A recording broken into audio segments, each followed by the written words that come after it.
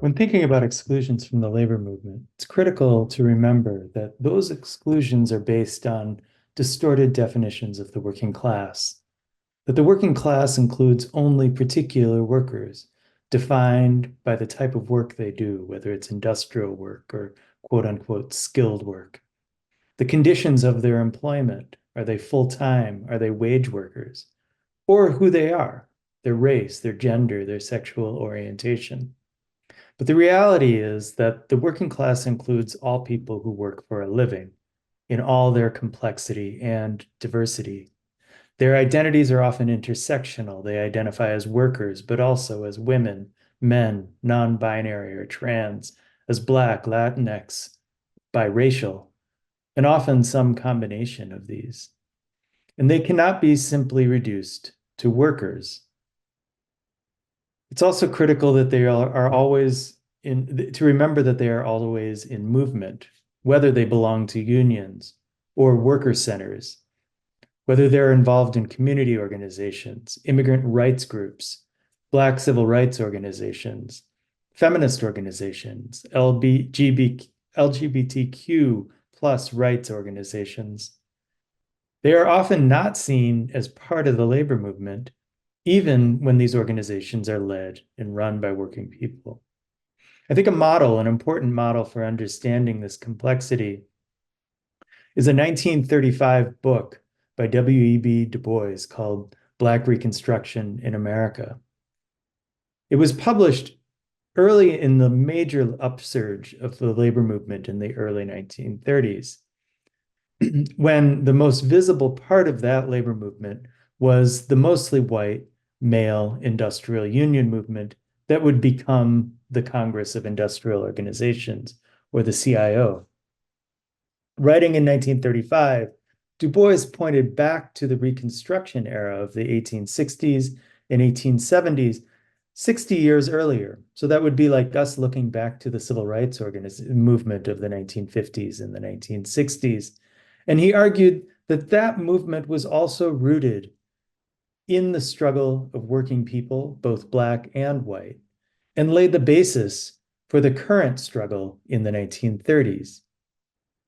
But he insisted that that struggle, both in the 1860s and in the 1930s, included not just white workers and later not just industrial workers, but also, as he said, the Black and brown workers in the United States, but also in the colonies of Asia, Africa, and Latin America. What he called that dark and vast sea of human labor in China and India, the South Seas and all Africa, in the West Indies and Central America, and in the United States, that great majority of mankind, on whose bent and broken backs rest today the founding stones of modern industry. This shares a common destiny, he wrote, with the labor movement of the 1930s. And he said, in fact, it was this vast majority of mankind that posed the real modern labor problem. So he argued back in that period with the rise of industrial union movement that the real story was actually happening outside of that movement, in the struggles for against colonialism, in the struggles against racism in the United States and around the world. So like Du Bois, I think we need to look to history, but to also remind ourselves that history has created the working class of today. And like the working class of the 1930s, it is far more complex and diverse than we often recognize. Thank you so much for setting the stage for the rest of our panel and discussion tonight with that insightful introduction, Dr. Jones. And I just wanted to take the time now to introduce you to um, the person who's going to be facilitating our panel tonight. Dr. Tamara Lee Esquire is an industrial engineer and labor lawyer by professional training. She received her PhD from the Department of Labor Relations Law and History from the ILR School at Cornell University. Her academic research focuses on the popular participation of workers in macro-level political and economic reform in Cuba and the United States. And she also conducts research at Rutgers, I should have said earlier, on the political practice of workers under the NLRA, the intersection of labor and racial justice, cross-movement solidarity building, and the impact of radical adult education on workplace democracy. Her teaching focuses on identity politics in the workplace and labor market discrimination, and she is going to lead us through our panel discussion and the subsequent Q&A tonight. So thank you so much, Dr. Jones, and welcome, Dr. Lee.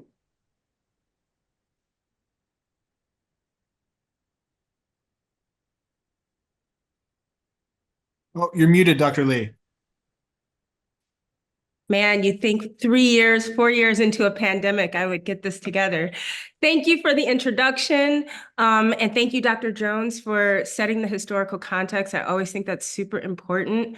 I had that really lovely introduction. I think for the purposes of our discussion today, I'm going to be rather silent. I mean, my job as a facilitator here is to give a platform to the folks who are actually facing these obstacles and challenges to what we've billed as an inclusive revolution.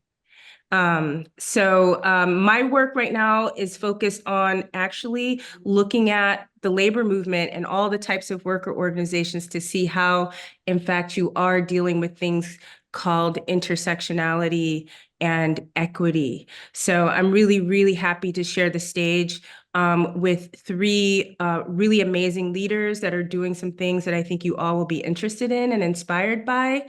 And we're going to have just a really nice informal conversation. Yeah, weave in and out of these things that have been set up by Dr. Jones. I'm going to have each of the actual panelists introduce themselves briefly. And why don't we do that now? Maybe give a couple minutes to each person. And it looks like, Carlos, you're really big on my screen right now. So why don't you go ahead and introduce yourself first?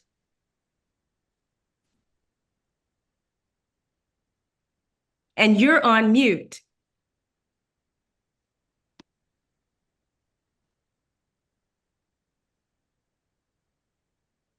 Gotcha. Now I got the little pop-up screen that said I could unmute myself. So thank you, Tammy. Hi, everyone. A quick introduction from myself. I'm Carlos Fernandez. I use he, him pronouns. I'm currently the executive director of Grassroots Collaborative in Chicago. Grassroots Collaborative is a labor and community coalition that has been organizing for economic and racial justice in Chicago for about 20 years. I've been here at GC for just 2.5 years. Before that, I was a union art organizer for about 11 years, mostly with teachers. And before that, working in community organizing in Chicago, where I grew up. My experience in both the labor and community organizing world in Chicago has allowed me to see some incredible transformations of the city and how all types of organizing, all of our labor and community organizing goes through the crucible of race, right? Right, the pressure, the boiling or the pressure points or compression points of race. And I was fortunate enough to be organizing a union organizer as the Chicago Teachers Union first transformed their union and then transformed our city. And that fight has just expanded. So I'm excited for this conversation. I'll let my other co-panelists introduce themselves. Thank you, Carlos. Jenifer, do you want to go ahead? Yes. Hi, everyone. I'm so happy to be here with everyone. My name is Jenifer Garcia. I'm actually a domestic worker organizer for New Labor. I work in Lakewood, New Jersey. I've been at it already for, it feels like 4.5 years, but 5, because I started doing this work as an intern. So I definitely have a good experience, but also want to learn from y'all too. And definitely one thing that I will brag about is that New Jersey is the 11th state that has the Domestic Workers Bill of Rights. So it was just signed in January and enforcement comes in June or July. So we're working really hard on that. So I'm also a native of New Brunswick, New Jersey, and a Rutgers alum. Thank you so much. Let's go, Rutgers colleague. Ajamu, please, last but not least, certainly. Good. Good evening, everybody. Thank you, Tammy, and want to thank the EWOC for putting this together and tonight, but especially of taking advantage of this critical moment that we're in, as Professor Jones said at the beginning of this program. I'm representing the Southern Workers Assembly. Proudly serve on the coordinating committee and the education committee as well. I joined the Black Workers for Justice in 1982 when it was founded, and have served in a number of different capacities in BWFJ, including co-editor of our newspaper Justice Speaks, and coordinator of our education work in our school, and a few other things during that time. My work, actually my paid work, was with the U.S. Postal Service, where I was president of the local union here in Raleigh, which is where I'm located now. I was president for some 18 years, and also served as education director for the state organization. So one of the largest public sector unions in North Carolina, had the privilege of working with that and leading with that. I also spent some time on the Labor Notes Advisory Board, so I've had that experience in working with those good comrades over the years, and we see the great work that they continue to do. Also served as on the board of the United for a Fair Economy for a few years, and I'm a founding member of the Fertile Ground Food Cooperative here in North Carolina. The whole question of cooperatives and labor is a real important and intertwined question. And then I guess finally moving into the this recent period, did some work with the Labor Network for Sustainability, which is really an important piece of work for climate justice and environmental justice, and the labor movement needs to be involved in that. I just want to end by saying that thinking a little bit about at least what we know of the 6 workers who were killed in that accident in Baltimore Harbor, and it just brings to mind the labor song, "We just come to work here, we didn't come here to die." And we don't know where the blame lays on all of this, but just the kind of dangers of going to work, whether it was during the pandemic, working in a poultry plant, or just doing basic construction work on a bridge. The working class is always in some kind of danger and peril, and we organize to provide as many protections as we possibly can. And glad to be here and want to represent the South. Thank you so much, Ajamu, and thank you for centering the workers we lost today. It was a very important note to bring them into the room, so I appreciate that. Just a one note to everyone that's on the call. We do have folks from EWOC that are watching the chat for your questions. And because we're going to be having sort of a conversation, maybe if you want to drop your questions in the chat, we'll have someone go through those. And then when we get to the Q&A portion, we'll have some time to interact with you and you can speak directly to the panelist, okay? So after listening to Professor Jones, who simultaneously told us that, workers, the labor movement has always included all workers, okay? And I thought that was a really wonderful point for us to jump from. But we're here today and we're assembled today talking about an inclusive revolution. And Dr. Jones also mentioned that this was a remarkable moment. And I know that in the panel discussions, Carlos, I know that you sometimes use the word transformation. And so we're in 2024 and, workers have always been in the movement. They've always been responsive, no matter if they were forcibly excluded or not.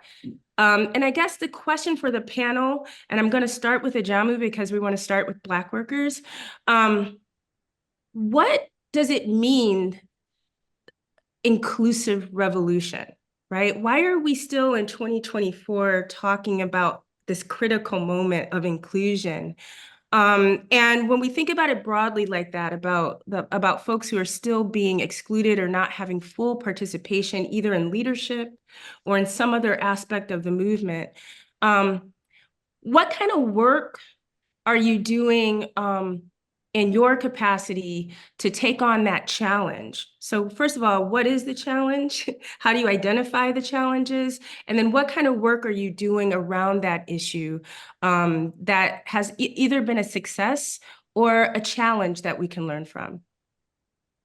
Well, I think I would say that the question of exclusiveness and inclusiveness, kind of interesting framework. Usually think of it in kind of sociological terms, and we're discussing it here in terms of the labor movement. And of course, it makes us think about, from the very outset, that Black workers have wanted to be a part of an organized labor movement. When they couldn't be, they formed their own organizations. When they got an opportunity to be part of those other organizations, they got in and fought like hell and participated in them and strengthened them. And because of their presence, because of their courage, because of their understanding of these organizations being the only thing they had available to them to fight labor organizations. I think for our work, both in the BWFJ and also the Southern Workers Assembly, it revolves around a understanding of the centrality of the Black working class in our work. And so that kind of gets expressed in several different ways.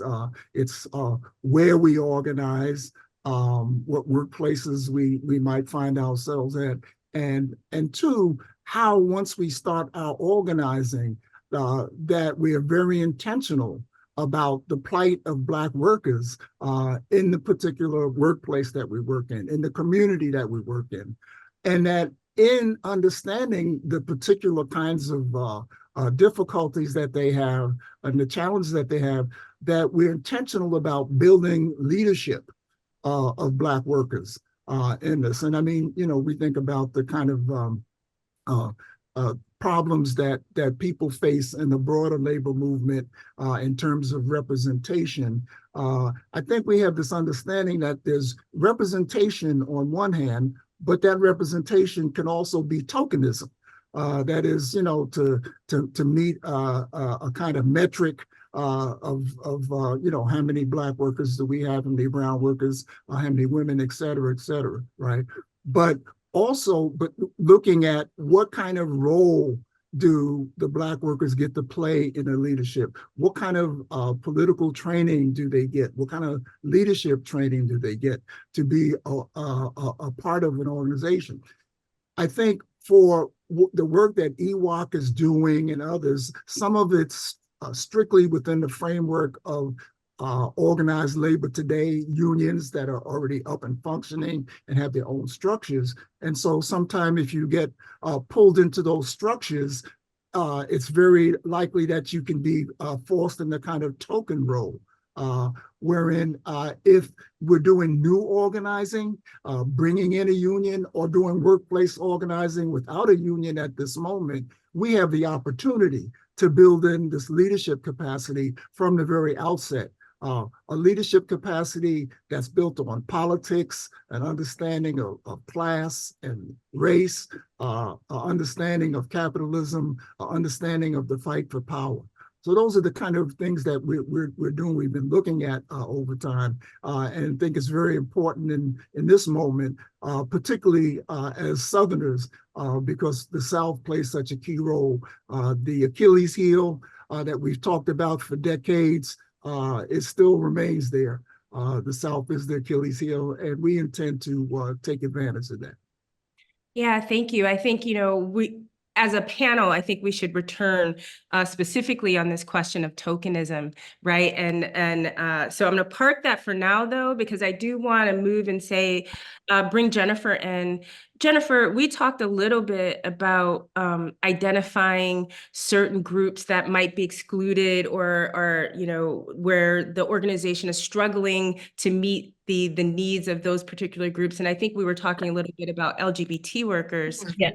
For you. But if you want to more broadly talk about how New Labor is facing these issues of inclusion, maybe even something about process, like how do you even get information from those groups that are feeling somehow not fully included, and then maybe touch on the LGBTQ issue as an identity group we need to pay attention to. Definitely. So just to give a little bit of background, New Labor is a worker center, so we're a community union. So we do represent workers who won't have a union or don't really have, I don't like to say seat at the table, but we do try a lot to create a seat at the table. So we have like leadership programs, which is really good. So most of the membership, we have about 6,000 members, but that's because we have 3 centers in New Jersey. We're trying to expand too, so that's for the future. But the thing is that the workers that we represent are usually very vulnerable. They're temp workers, they're domestic workers, and usually the people who do this work that keeps making our economy run are usually Latino workers or Hispanic or other people who are not represented. So New Labor, because we're in the community, we reach people by doing street teams or having an informative table. We do events in the community to reach them.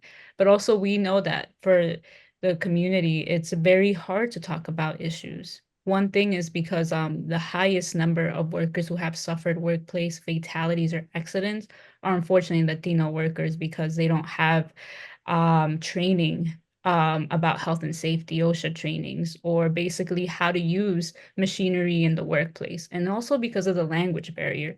So there's many barriers because we do have membership who speak their own indigenous languages. So how do we reach them? Well, it's through training and education and basically going out there in the streets and meeting people in the community. So we actually organize in Newark, New Jersey, which is very diverse if you know about Newark, very many different backgrounds and cultures. So one thing that I was talking about before is that we want to diversify our membership. Most of our membership is Latino, but we want to talk to the Haitian community. We also want to talk to the LGBTQ community because we have 2 staff who are, one of them is an organizer and the other one is development, more in the background.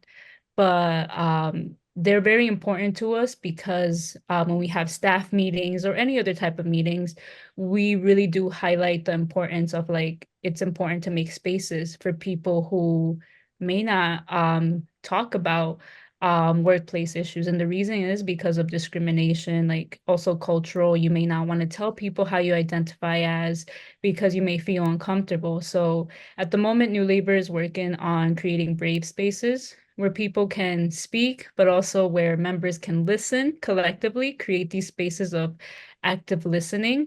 So members of the future and also the young people can also come to our centers and say, hey, I was discriminated at my workplace and I want to do something about it.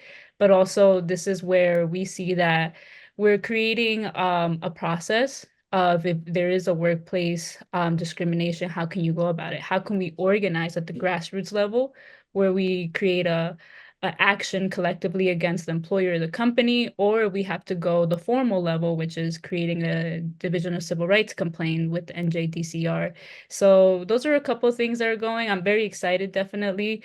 But we're trying to minimize the obstacles and empower people to do something and not be quiet, basically. Excellent. I think that, there's a lot of things that I have questions about, and maybe also the audience might be thinking it as well. Especially when you say, we want to talk to Haitians and you identify a group, we want to talk to LGBT. And I really want us to get into like, well, what are the processes that you have for figuring out who you need to reach out to, right? Why Haitians? Why LGBTQ? And is this just about representation? And there's this other question we haven't named, which is about power.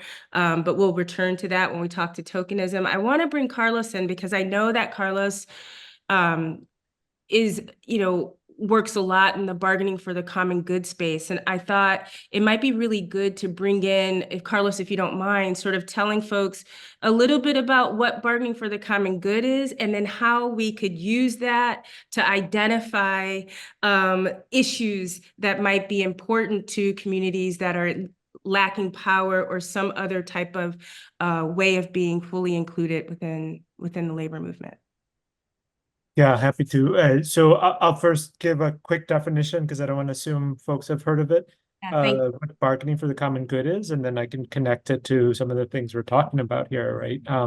So bargaining for the common good is a sort of model and a set of principles and examples of practice of how unions and community groups can join their demands in labor fights, right? In workplace fights and community fights, right? So the origin has part of its origin, there's strands of it that goes farther back, but it really started congealing when the Chicago Teachers Union was approaching its first strike in 2012. And just before the strike, they put out a report called "The Schools Our Students Deserve," or Chicago Students Deserve, right? And it was sort of reframing the fight of their bargaining campaign or their contract campaign, not in terms of what they themselves needed as workers and that's it, but what their students needed and what the city needed, right? How their demands were fighting for things that the people that they served and the communities they lived in needed, right? So that's bargaining for the common good, and it's developed. There's lots of other unions, like in UTLA, in Minneapolis, where unions have taken this model and evolved it and expanded it, right? But it's basically about the expansion of what labor unions fight for, right? And this makes me think of just what Ajamu said earlier about when you go and talk to workers, it is important to it's important to find out their plight, to understand their particular plight in their workplace. You mentioned, Ajamu, in their workplace, but also in their community, understanding the whole worker, like how, it's not just what their pay and benefits is and how that's excluded, but also the pollution that might be impacting them, right? Or some other ways that their workplaces and the industries around them impact them, right? So that's bargaining for the common good, and I think it gets to some of the things we're talking about here, because it's I think we still need to evolve it, right? We need to think about, well, what's the equivalent of bargaining for community organizations? That's something that's on my mind, and for lots of others that do community organizing, right? And how do we think about the common good from different perspectives, not just like the traditional, it's somewhat when you're a teachers union, you're talking about public servants that work with community residents, right? What does fighting for the common good look like for a workers' center, right? What does it look like when you're work for a private company, right? So I think those are some of the things that we can that we could take out of bargaining for the common good and start really expanding and evolving that approach. I love that. I love that. I see the other panelists nodding. Do folks can feel free to respond or interact with Carlos especially on that issue of what is the common good? How do you identify what the common good is for whatever organization you're in, worker center or union?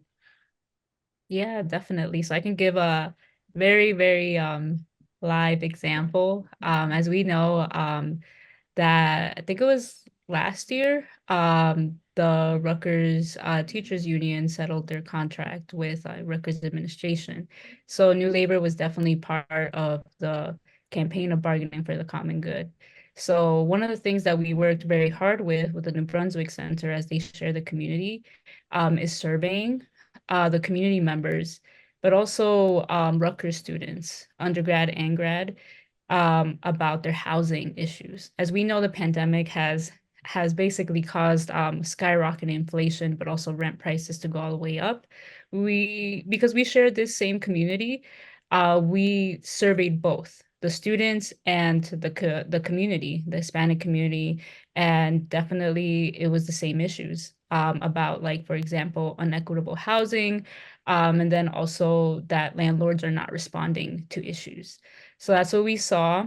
And because the Rutgers Union was in the middle of negotiating their contract, but then also called a strike, basically there was a coalition that was formed with the union leadership, also organizers, but also New Labor organizers and its members. So we definitely helped out in being present for the marches, but then also creating collective demands. So I don't know exactly what they are, but one of them was creating a beloved community fund. The reason being is because, as we know, in the pandemic, Some did receive, I think, stimulus checks. But the thing is that the undocumented community did not receive anything. And also during that time, most of the workforce that we represent were called essential for the first time that we've ever been recognized.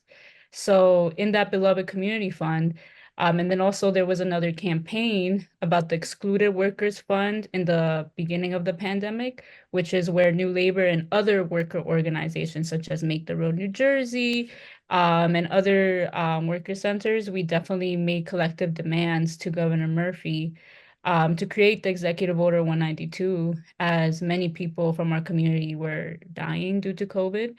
That we wanted basically a law that can adhere to like the distancing protocol, so having personal protective equipment and training. So that's what we did before the bargaining for the common good. But we also saw that people didn't have stimulus checks. So there was a whole excluded worker fund. I'm thinking in Spanish, sorry, excluded worker fund.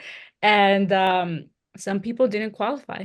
And the reason being is because there's an obstacle of people in the community not having the certain documentation that they need. So then when we talked to Rutgers and the whole coalition, we said we need a beloved community fund for the community because we can't pay rent, we can't pay food. How are the community members supposed to thrive?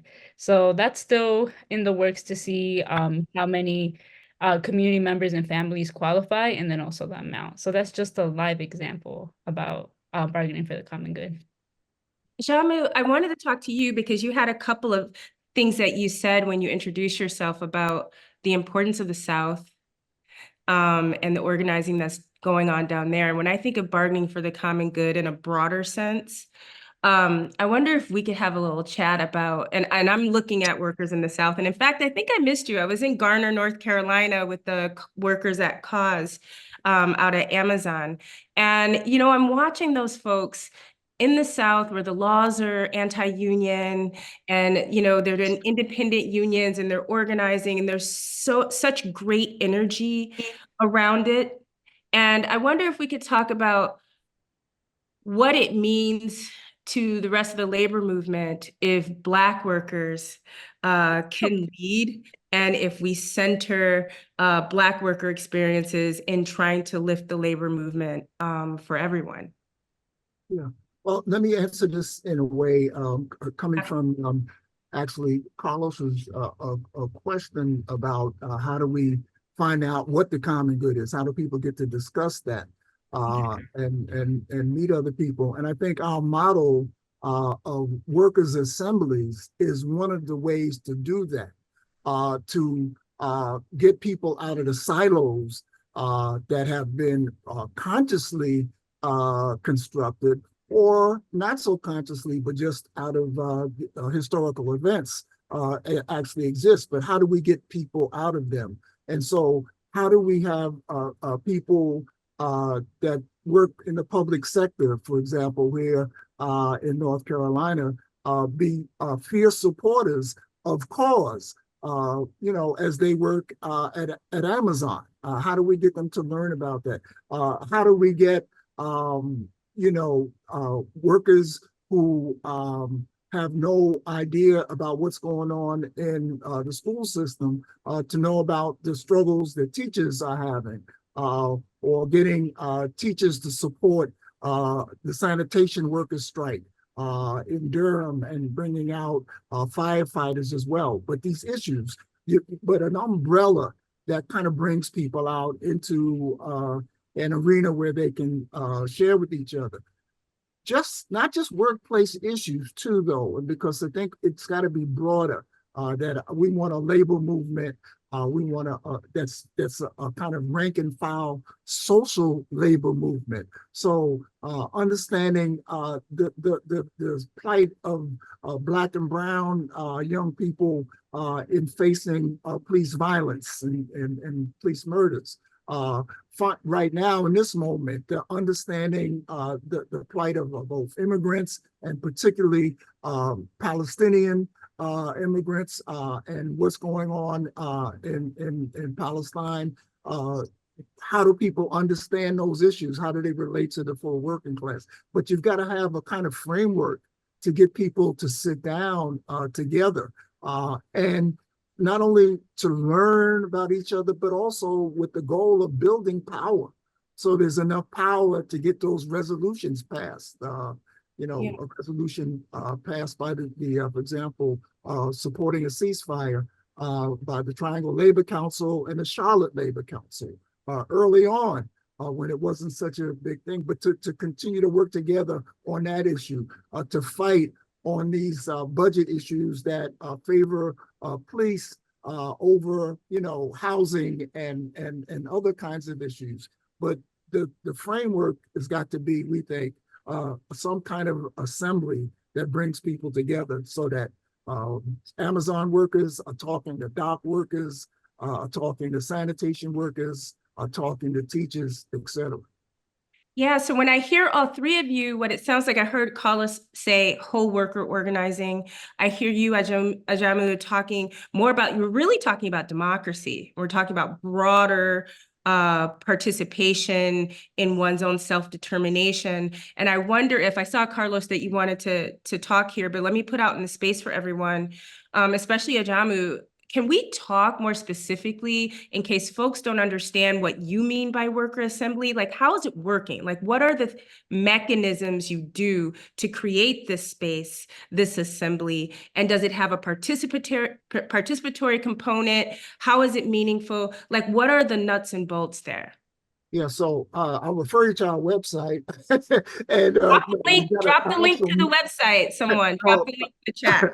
Actual manual, though, that deals with that. But the point is bringing together existing kinds of efforts in different communities that may be at different levels, where people are beginning to organize a workplace committee, where workers have complained about discrimination or difficult working conditions and reached out to us, for example, to build a workplace committee, helping them get training to be able to build their workplace committee is one way to do that. Identifying all of the kind of social movement actors in your community and kind of bringing them together so that we want, I mean, ultimately a centralized place in all regions and all states where people can come together to build an agenda to work for power locally and across the South. So those are some of the ways that we can actually do that, but it's got to be intentional.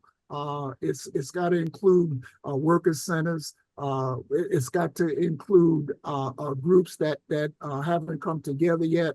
It's got to include immigrant rights groups, et cetera. It's got to include the whole social structure in our communities. Sorry, Carlos, I interrupted you. Do you want to, did you want to add something there? I just want to I just want to say how important where this model of a workers' assembly is pointing us, Ajamu. I think, like you said, Tammy, it's pointing us to democracy, right? It is pointing us to like the importance of busting silo. I remember here what Professor Will Jones said earlier about people who work for a living are workers, like we're right, that expansive view. I think there's struggle to go through, right? Like there's history to work through, divisions to work through, right? And some of that history, some of those divisions have been like made concrete and hard to bust and will take fights. I'm thinking here of institutions like unions where structures are set up against democracy, right? But we have such a richness of opportunity, right, to go through that I think like coming together is just so important. And I think we're in a state where like there's interest. I mean, EWOC is an example of this. This is an interest in organizing that is busting silos, that is not waiting for the NLRB to come and solve everything for us, or for existing CIO unions, AFL-CIO unions to come and organize us, right? So let's organize and then meet, and we're going to have some fights, but like that's the way solidarity goes through that. So just wanted to support in it. excited to talk more about it. Yeah. Jenifer, do you want to say anything about this concept of broader democracy and that type of participation and what New Labor might be doing?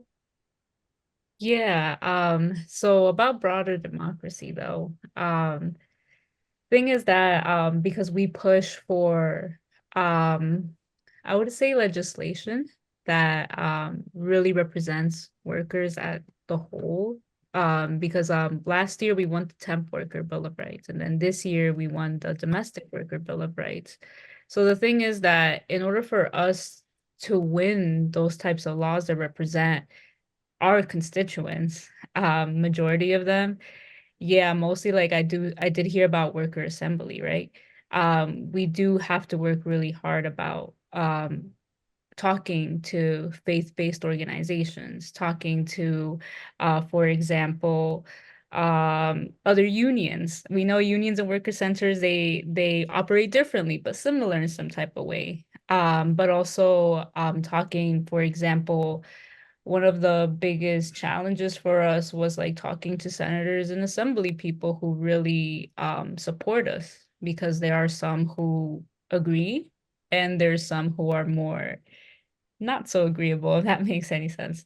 So we definitely did struggle in that, but also with that being said, we did reach out to other comrades who understand the political landscape too, who definitely did help us and assist us in understanding these obstacles about like, hey, you may have people who are naysayers, or you may have people who are very supportive about you, but also like keep an open mind. But then also with our membership, educating them about like the political landscape too. And then also hearing from them, because we are member led. Definitely, I love how New Labor operates, because like for me, I don't work alone at all. I'm never alone. That's a really good thing. So I was led by the Committee of Domestic Workers, who definitely like when we took big decisions about, for example, having a march for asking for higher wages, because right now the domestic workers in Lakewood, New Jersey, they earn $20 or more, because we made sure we negotiate that. But when we had that assembly, there were other people who didn't want to be part of it, but definitely we took decisions, very critical decisions together. And I just love how I'm the organizer, but with my coworkers, definitely we heard about what's the positive, what's not so positive. I call it the FODA analysis. I'm not sure if that's correct in English, or DOFA, I can't remember. But basically, if the rest know what I'm talking about, basically you list your challenges, your positives, and then like what can definitely ruin a campaign. So that was very important to me about having everyone heard in New Labor. So that's what I can say from my lens. But if there's anybody else who would like to say something else, that'd be good too. Well, I wanted to maybe focus on a thing that maybe a bunch of folks are thinking, because I'm thinking it. You know, it's easy for us to say that we want to work for everybody and we want to identify folks and problems and build a better, stronger democracy. We do know that folks who or institutions and companies that are on the other side are sometimes using our differences against us. And so what I want maybe you all to reflect on is, what are some things that work well, and some challenges that arise when we have to manage fragmentation across different groups, right? I think, Jenifer, we talked a little bit about, you know, how difficult it is for some folks to embrace LGBTQ. And so like if you all have maybe, you know, either a challenge you want to talk about, or some sort of tool for success of managing those moments of conflict, or how you approach those issues of conflict. And I mean, we could start with, why don't we start with you, Ajamu, or anybody who feels like they have something in mind. Well, I mean, I think that dealing with those kinds of conflicts calls for a really broad and deliberate political education program amongst the membership, the people that we're trying to organize, so that there's an understanding of the source of these issues. I mean, I keep going back to the question, our analysis of capitalism and how it interacts with racism, how it's a kind of racial capitalism we are fighting against, what that means in terms of institutions, what it means in terms of our own thinking, our attitudes towards each other, within the working class, and so on. So you need this education to kind of overcome those kinds of things, so that people can actually work together. And it includes, Tammy, what you said, like getting people to understand this long, hard history of putting people against one another, and what that's done and how we can overcome that. So some deep study. For example, we've been studying, and I think maybe some of the people on the call are familiar with Operation Dixie, and the efforts of the labor movement in the late 30s and 40s to organize the South, and what some of the successes and failures were. But we've felt that that's been an important piece of our work. And one of our members, a brilliant historian but a labor leader, Jim Wren, has kind of taken us through this history. And I recommend that people look at the video we've got on our website about that. One of the conclusions, though, that he came to, and has really been pushing us forward, is that wherein people have kind of summed up that Operation Dixie was a failure for the labor movement. There are just numerous examples of how important it was for Black workers at that time. Won some contracts within the tobacco industry, and some organizing that led towards some political electoral victories in Winston-Salem at that time. So anyway, it's just understanding these histories are really important, and we can't emphasize enough political education. Yeah. Carlos, what do you think? I mean, we're at a critical juncture, it seems, in terms of divisiveness in American society. And we've got folks who are very passionate about our differences. So what are your thoughts here? Well, I mean, I'm honestly worried, right? I think that nothing's guaranteed. We're not on like a simple trajectory and we'll keep getting better. We can be redivided, right? And I look at male Latinos and just support for Trump as a worrying sign, right? And as folks get disconnected, how they can fall towards misinformation and division. So I just want to say that, but I'm still hopeful about solidarity, right? I don't believe in solidarity being about avoiding conflict. I feel like internal conflict sharpens solidarity, sharpens who's with us and who we're actually against, who's the bigger opponent, right? And I think that there's a lot in our history. We just have to learn that. We have to do that study that Ajamu is talking about, right? And if we look at it and see that the labor movement is rich with examples, right? That there's the Atlanta washerwomen strike, which is, I think, should be as required reading of labor history as any strike. Or, for those of us that care about farm workers and agricultural workers, understanding the history of like the Filipino workers that came before UFW and set the ground for their successes, right? Understanding those like histories and traditions, and even if they get buried, bringing them back up. I think that work of history and understanding and study and how solidarity actually works is what we have to keep carrying and holding against constant pressures to divide us. Yeah, I think that as I've been looking at you all do your work, and my training in organizing comes from, we just lost him last year, Mr. Belafonte, Harry Belafonte, and we think about Kingian nonviolence as a political education tool and how to approach conflict as neutral. and trying to move folks from active opponents to solidarity across the spectrum, to being more and more active supporter and in solidarity. So both of you are heard. Jenifer, I think we have a few more minutes. I want to get your thoughts on this issue. I want to remind folks that you can drop questions in the chat. I'm starting to get them in. And so maybe after we give Jenifer a chance to respond and all of the panelists a few last words, then we'll move to question and answers or questions from the group. Is that all right?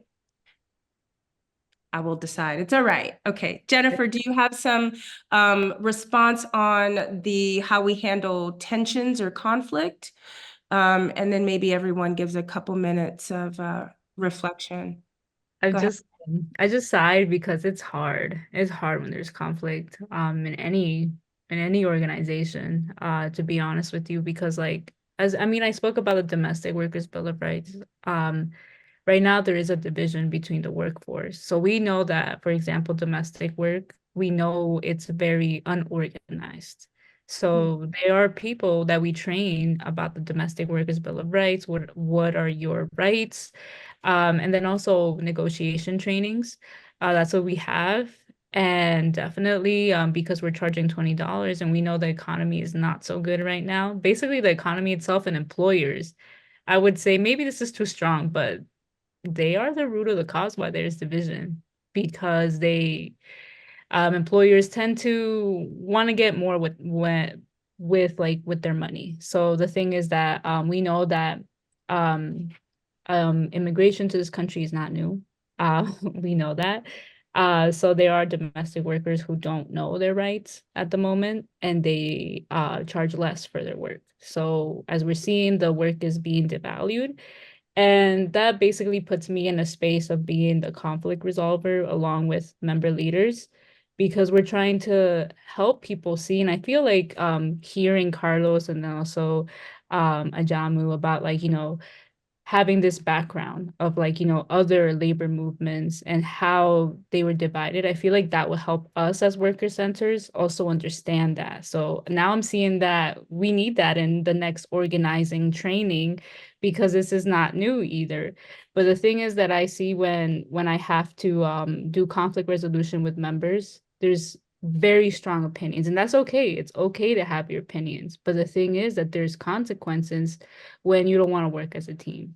So that has happened to us before, where our membership is divided, basically saying we don't want to charge this. It's a risk to be charging more and doing what's just. And then there's also workers saying we're never going to move out of this if we don't stick together and do what's the best for us. So definitely we also do have training about what boss tactics are. So basically those are employers who are trying to say, hey, if you are negotiating your salary, and we know that one of the obstacles is being undocumented, the employer starts intimidating. How can we respond to that? And that's something New Labor has been trying to do, along with the New Jersey Domestic Workers Coalition, to see how we can definitely basically inoculate each other with strategies on how we're supposed to respond to this, but also help our membership get stronger. So definitely that's something that we know that in June, July, it's going to not hurt us, but it's definitely going to be a learning lesson. So that's something that we're working on right now. So that's all I have to say about division. I mean, there's a lot more, but Yeah. it's just the industry of how you were talking about gig work.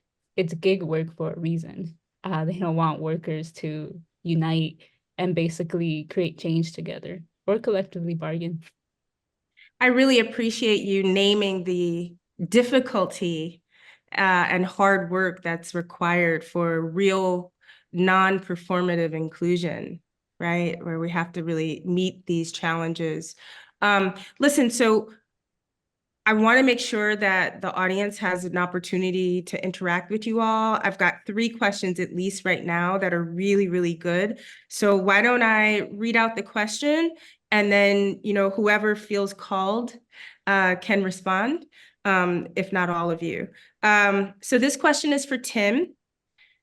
Tim says, too often unions in the United States have been instruments of intentional exclusion and the protection of privilege, and some existing unions play central roles in preserving existing structures of domination. Police and corrections unions are examples, but far from alone. How do we develop strategies to confront that reality within our own labor movement? So to sum that up, I think if I can sum up Tim, he's saying, we did some stuff to people. Like, we intentionally, within the labor movement, excluded folks. And so what are the strategies to confront that history and reality and present day things that are operating in our systems that act to exclude people? Mhm. Well, I would just suggest a very quick and simple answer. It requires, of course, a more detailed one. But the question of building caucuses inside of our unions, that people come in, caucuses of Black workers, of Latino workers, of LGBTQ workers. These are some organizational form on the inside that begins to challenge the policies, whether they be constitutional within the union or just practices and patterns in the union. But to be able to challenge them, you've got to come together. Just like, we look at building a workplace committee in all workplaces just to start the organizing process. The same thing would apply within a union, we think, to building these caucuses and whatnot. And they've been instrumental and successful in many places, and of course other places they've died out because it's difficult work, as Jenifer has said. But that's one way to begin to actually deal with that. Okay, other folks want to chime in on that? Just real quickly, I think that this requires the practice of leadership we know as courage. It takes folks standing up and saying, this was wrong. This is wrong. This structure that excludes people is wrong. This history has excluded people or diminished their contribution is wrong. This history that has hurt people is wrong, and accepting the cost of speaking that truth is part of that, of getting past that history. Mm-hmm. One of the things I saw when I was out there in the field talking to workers is thinking of exclusion in another way, in which traditional unions and they're being the exclusive representative of folks. And there's a lot of independent organizing going on. I see it in the South. I see, Black folks getting together, educating themselves, but they need basic resources, right? Like they need a place to meet. They need to know how to access and understand labor laws. And so how do we address that sort of lack of shared resources, or someone becomes a member of the trade union so they can have the right to all those things, and we want to encourage a broader labor movement, but how do we meet that challenge of what an exclusive statutory union does versus what these other organizations and independent worker groups are doing?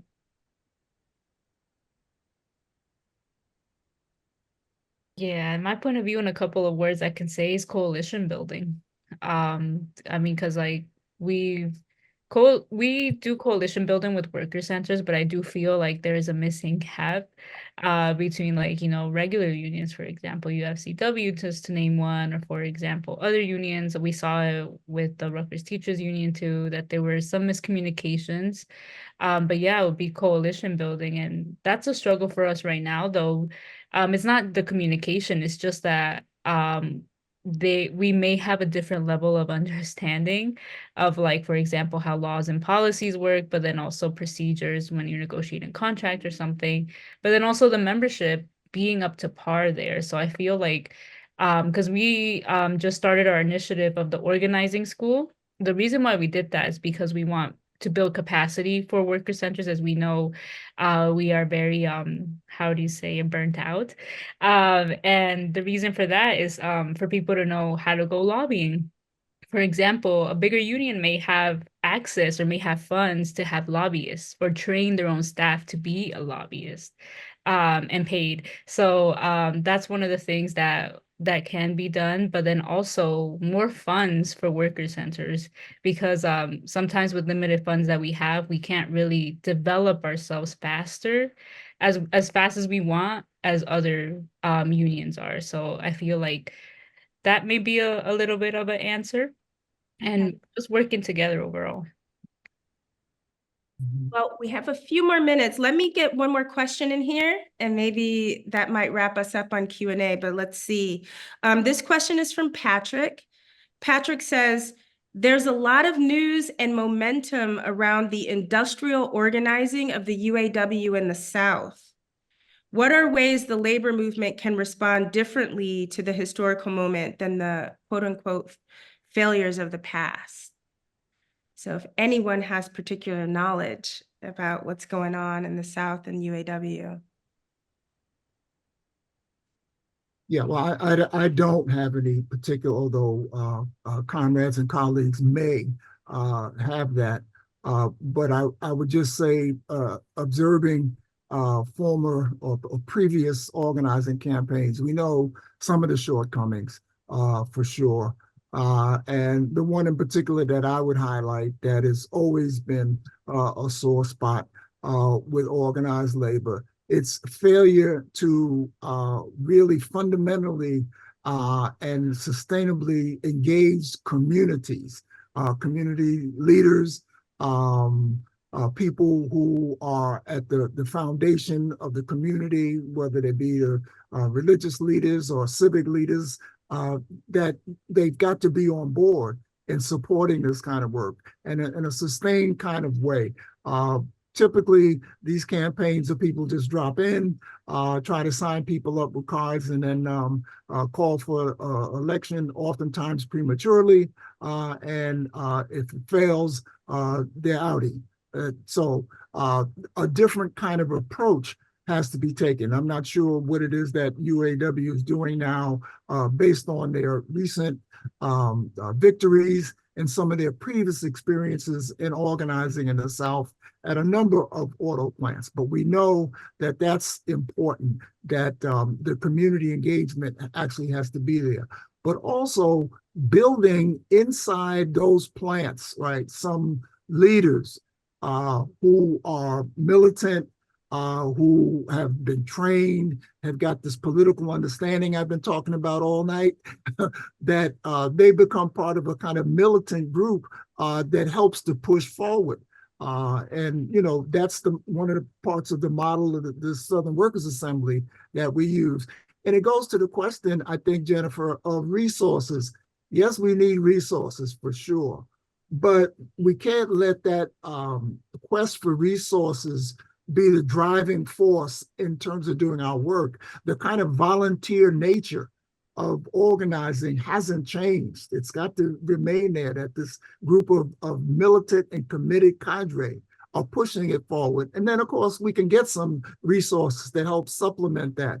But it can't be the kind of model of the nonprofit where the organizing is done by the organizers outside of the workplace, that the leadership has got to come from inside the workplace. And we hope to see that in the work that the UAW is doing. As I say, others may know more about it than I do right now, but we wish them well. And we think everybody in the South should try to engage with them however they can to support that work. Thank you.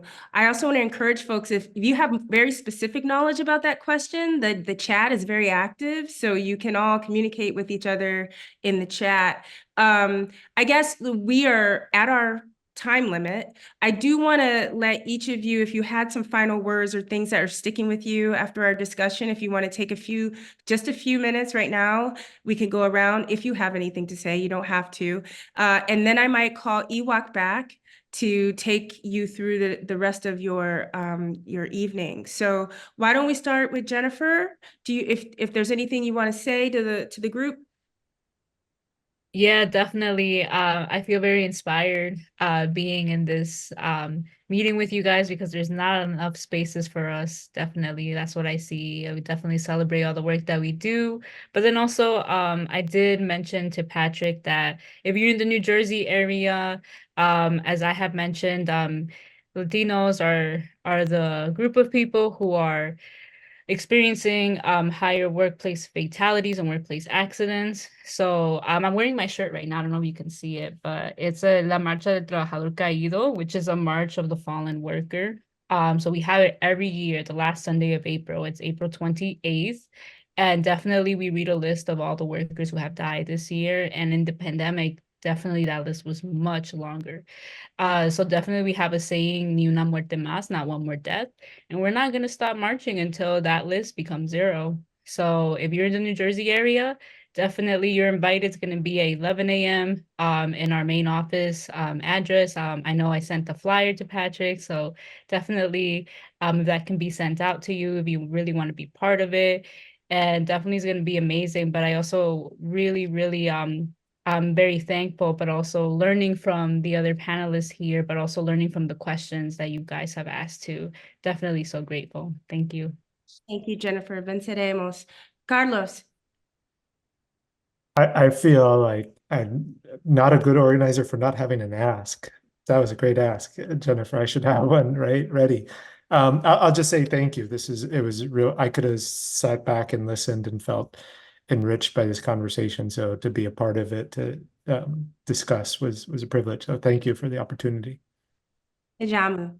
Yeah, I also want to thank Iraq for the opportunity. I mean, I've looked on across the list of participants, and of course, there are some old heads that I know, some dear friends actually, but glad to see them. But what is most encouraging is the generational shift here, that this movement is being led by young people who have a vision, who want to fight, and want to try something new, but build something different.